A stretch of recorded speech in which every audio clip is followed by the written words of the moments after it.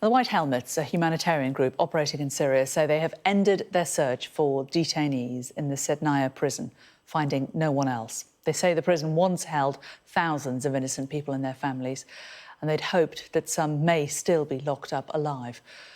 Well, joining me now is Mahmoud Salmon, who is a Syrian former detainee who was arrested in 2012 during a protest in Damascus and knows only too well the kind of conditions that those held in captivity in Syria face. Mahmoud, very good to talk to you today. Thank you very much. Tell us why you were arrested. Why were you detained? I was, very peacefully protesting back in 2012. I was just 17 years old. I've seen the injustice and witnessed the injustice myself against the regime. And that's why I wanted to do something. And, that is a simple right for a human being to go out there and protest. But unfortunately, that wasn't very much appreciated by the regime, not just in 2012, during all of its existence, because by nature is against freedom. So, yeah, we went out there and demanded the fall of the regime. And that's why I was detained.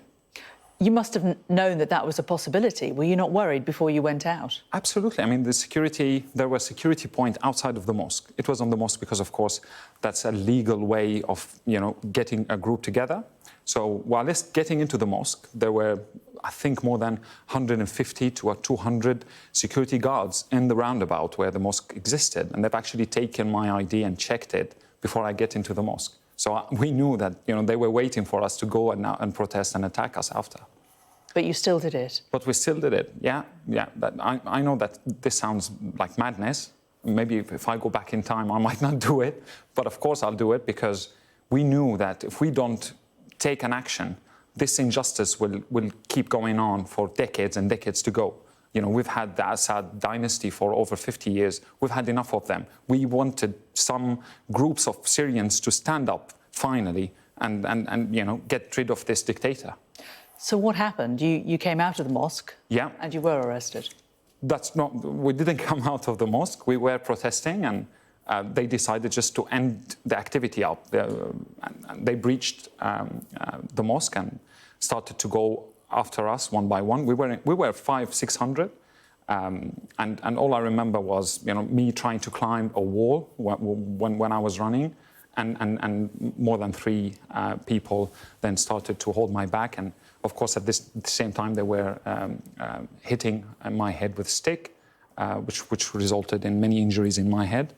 I remember myself, putting my hand on my head and seeing the blood and realizing that probably these are the last minutes that I'll witness in this world.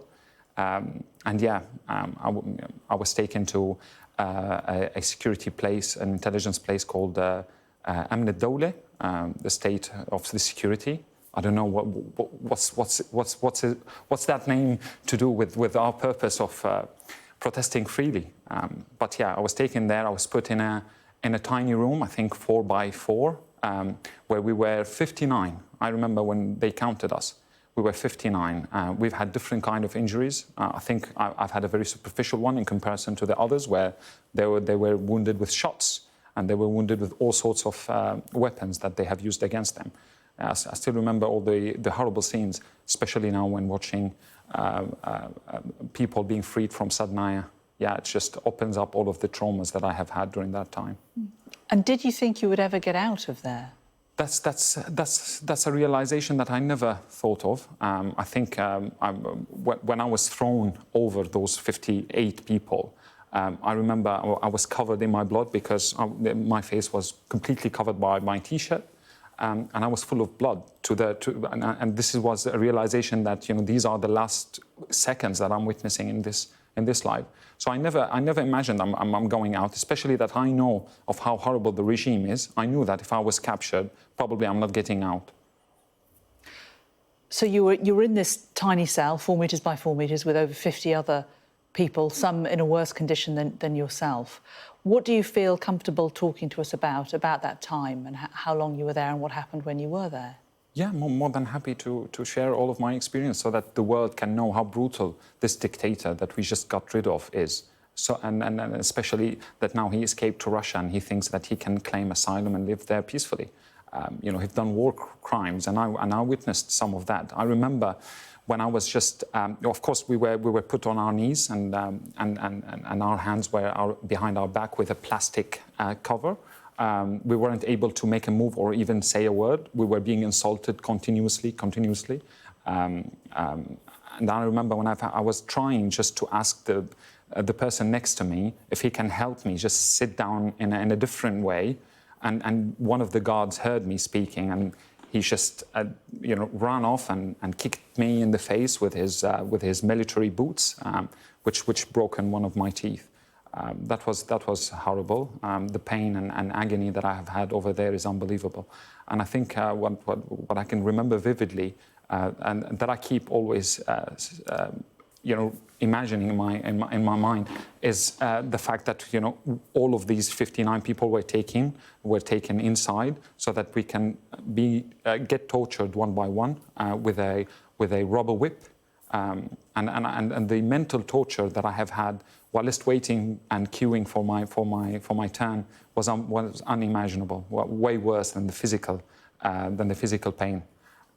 But yeah, fortunately, I made it out in one piece. And we shouldn't forget that you were 17 at the time. I was 17 years old. I was still in school, just waiting for the results.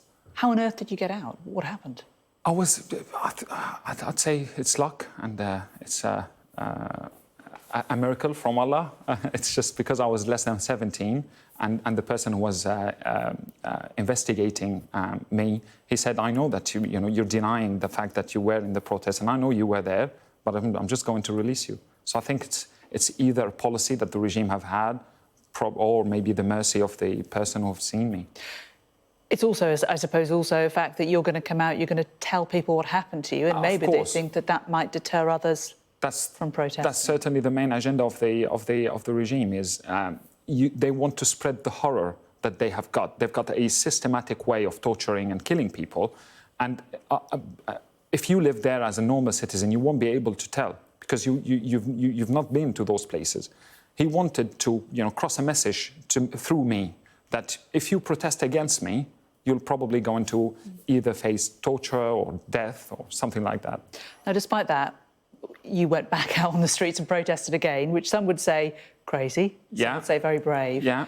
And then you got out of Syria. How have you felt looking at the events of the last 48 hours?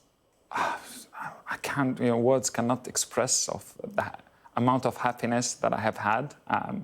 The laughter and crying at the same time, the happiness of finally getting rid of this dictator, of bringing justice to our country and seeing a bright future for it, the happiness of going back to my hometown, to my family, and of course the sadness of losing hundreds of thousands of people along the process that are not able now to, unfortunately, celebrate with us.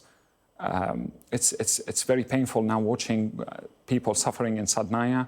It's very painful watching the news where Israel is taking advantage of what's going on to destroy our infrastructure and go and advance and break any treaties that we have had. Yeah, it's a mixture. Do you think you'll go back? Absolutely, in a heartbeat. That was the initial response. I've just called my mom and told her, yeah, let's meet up during my Christmas holidays, just as a visit for now. Fantastic news. So your mum is still there. You're going to go back and see her? Oh, she's in Dubai. So okay. We want to all meet up, hopefully, and finally, fingers crossed, in Damascus very soon. Mahmoud Salmon, very good to meet you. Thank you for coming in and telling us about your experiences. Thank you very much. Thank you.